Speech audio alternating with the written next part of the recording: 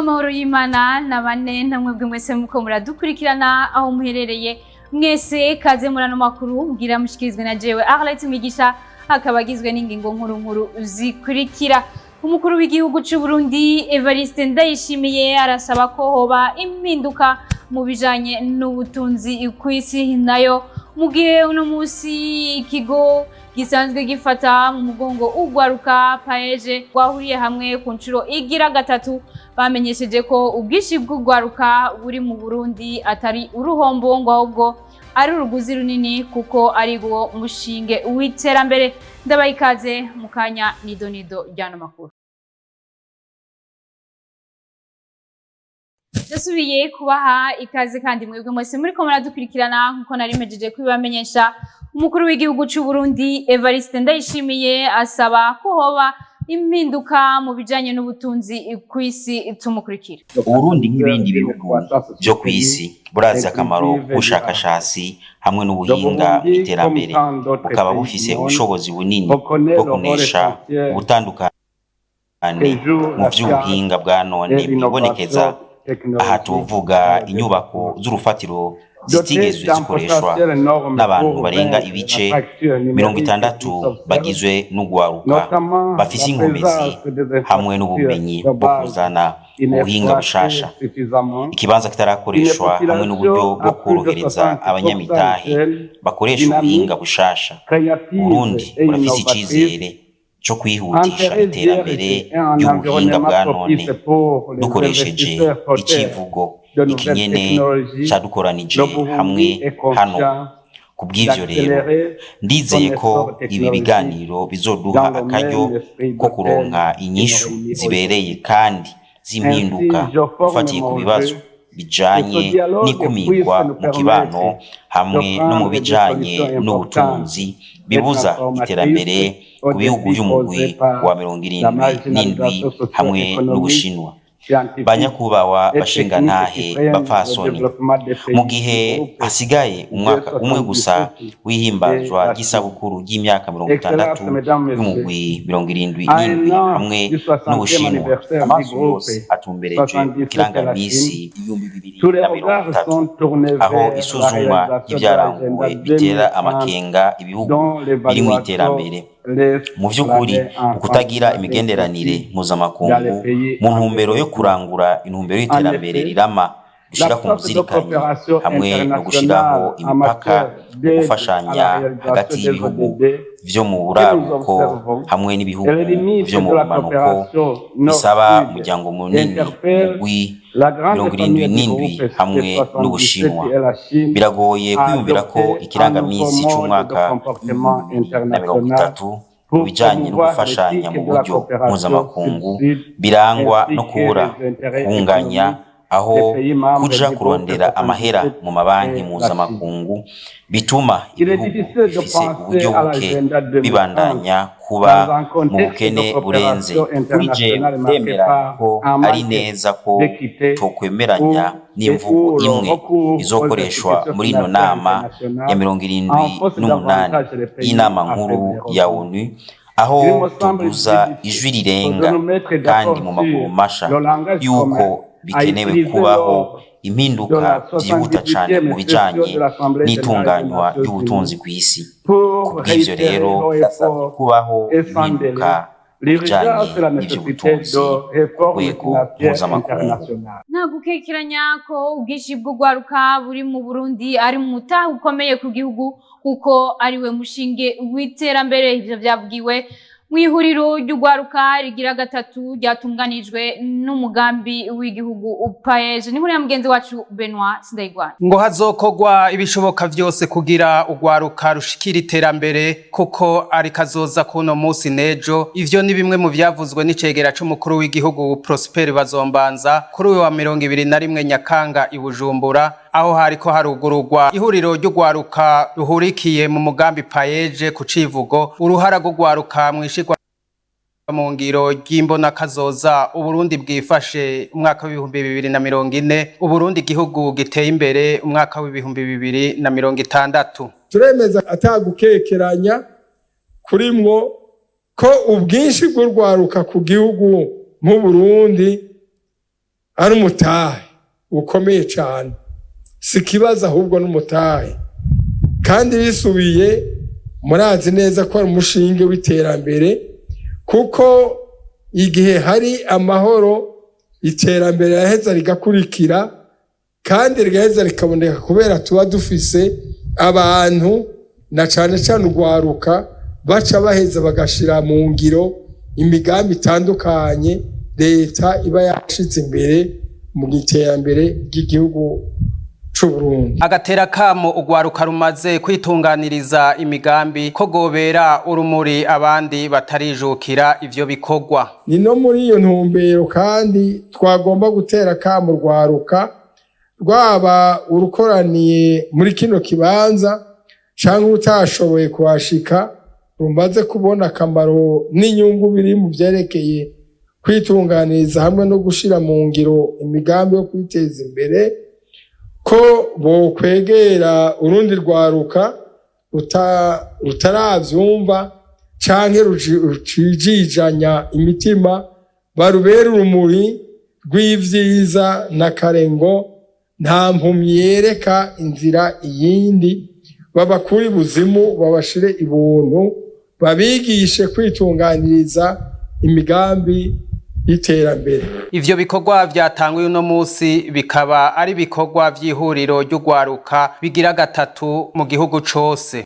Tubandanya n'amakuru yacu ku nzu y'ubuserukizi bw'ubumwe bwa Buraya hano mu Burundi, haramanitse amafoto y'abagabo ndetse n'abakenyezi, bamwe muri bo bakaba arabasavye ubuhungiro hano mu gihugu c'u Burundi, abandi bakaba arabatahutse, ngo ayo mafoto akaba yamanitswe mu ntumbero yo guhimbaza umunsi mpuzamakungu wahariwe amahoro. Ni muri ya mugenzi wacu Elvis Munyaneza. Mu gihe hahimbazwa umunsi mpuzamakungu wahariwe amahoro, ikigo ca Faransa IFB gifatanije n'umuryango w'ubumwe bwa Buraya baratunganije umugambi wo kwerekana amasanamu y'abanyekongo basavye ubuhungiro mu Burundi n'abarundi batahutse mu gihugu, mu ntumbero yo kwerekana ko umutekano ari wose.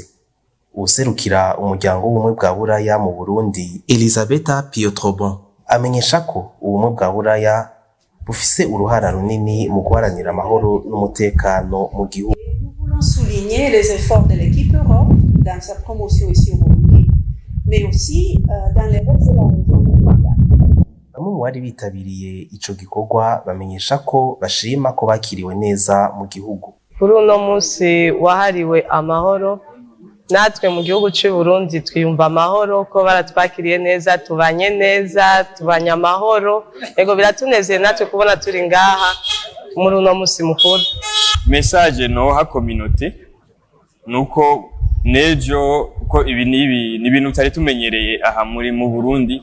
De ma part iki gikorwa n'ubwa mbere je ndacumva, nuko muri message muri communauté nejo abandi bacumvise igikorwa, kuko si cy'abarofije bonyene, abandi bazo participe ko muko muraraba amafoto, harimo n'abarundi, haramara abarapatriye bitwa ko ari abarundi bavuye mu Rwanda cyangwa abarundi bavuye muri Tanzania, nabo bari muri iyi project. Ukuvuga benshi bagize n'ubwoba bwo participa, bavuga none amafoto yacu bazogenda kumanika tutazi mu bihugu byo mahanga.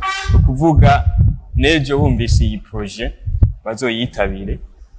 Ni project nziza, ni project yerekana amahoro, no mu bindi bihugu babibonye birafasha kameme kugira message ishike muri communauté ko amahoro ahari.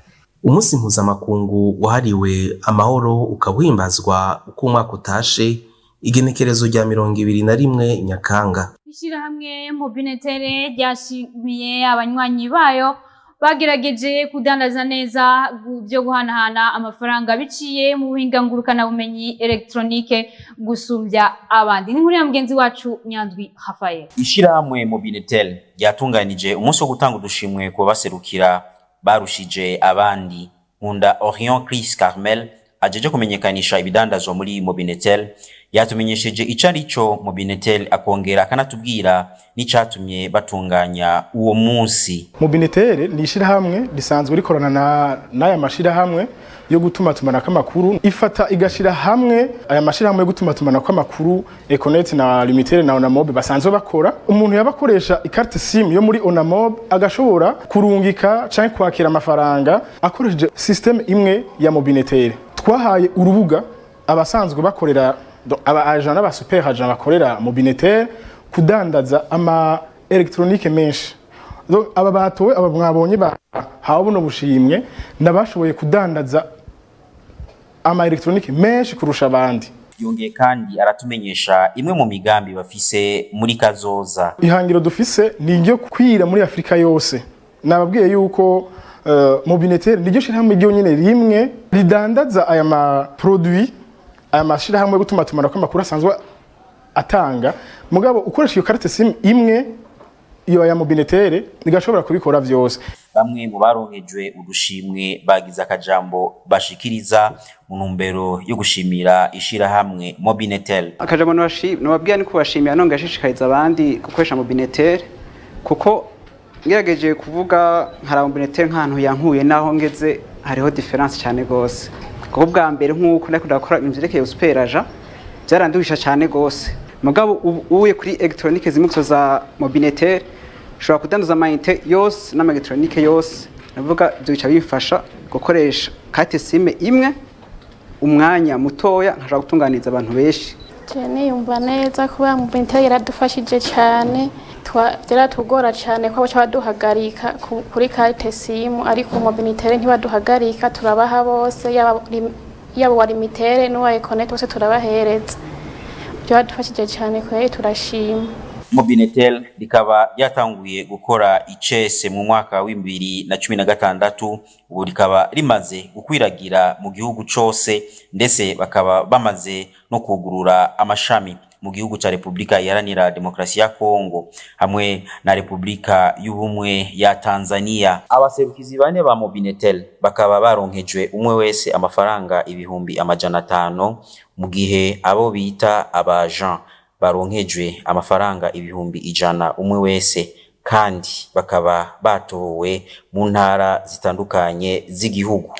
Tubandanya n'amakuru yacu gusiga abantu makeup birafise uko bikorwa nubwo abahungu bakora uwo muga batakigwa neza ngo bahabwe agaciro. Ni muri ya mugenzi wacu Ange Nekrita irakoze.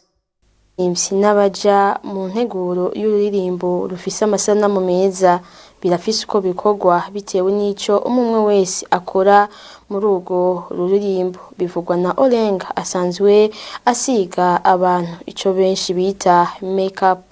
Ayo makiyaje yo kuri plage, ayo makiyaje yo mu biro, yo mu nzu, donc makiyaje iratandukanye. Bashaka kugira clip bakavuga ati dushaka clip umukwini video za kuboneka n'umumariye. Ukamakiya bigenye bya mariye bakubwira ati dushaka aboneke n'umuntu ariko ari simple gusa umuntu wo mwibarabara asanzwe ari muhira ameze n'umuntu yisize wenyene ukagira uko nyene. Donc ukurikira ivyo bakubwiye bo. Urabona ibintu by'aba queen video ni nka filme bishaka umuntu abe afise nature yiwe yanani ya script bamuhaye. Donc umusiga na role bamuhaye. Nimba bamuhaye role yo kumumama umusiga kujyanye n'umumama ari muhira umusiga bya bindi ngo usiga hajya gukazi umu client yaje ashaka kuja muri mariage cyangwa n'umwe invite ngo kamusiga cyo kimwe n'abakwini video no umusiga ukuntu baguhaye script yiwe kunimeze ahaza gukina nuko ahaza gukina nuko umusiguko nuko bigenza rero. Ariko kuko akora umwuga benshi bazi gukorwa n'abigeme uwo asiga abantu avuga ko abantu bituma batizera abahungu bakora uwo mwuga. Novuga kujya gusa abantu afete bakubona ngitangaza ari umuhungu ukora akazi k'abakobwa imisi yose. Baguma kubaza kubera ko umuhungu ukora akazi k'abakobwa kutarondera kandi akazi kubera kutagize uko nuko iyo niyo problem ngunda guhura nayo. Birashika abantu ntibakwizera bavuga ngo umuhungu asiga abakobwa no c'est pas normal. aho tugeze ubu kuri je vraiment ndashima Imana ndiko ndabironderera je nyene by'agaciro kandi biko biraza. Uwo mwuga wo gusiga abantu ukaba wijukiwe gukorwa n'abahungu cyane cyane mu gisagara ca Bujumbura.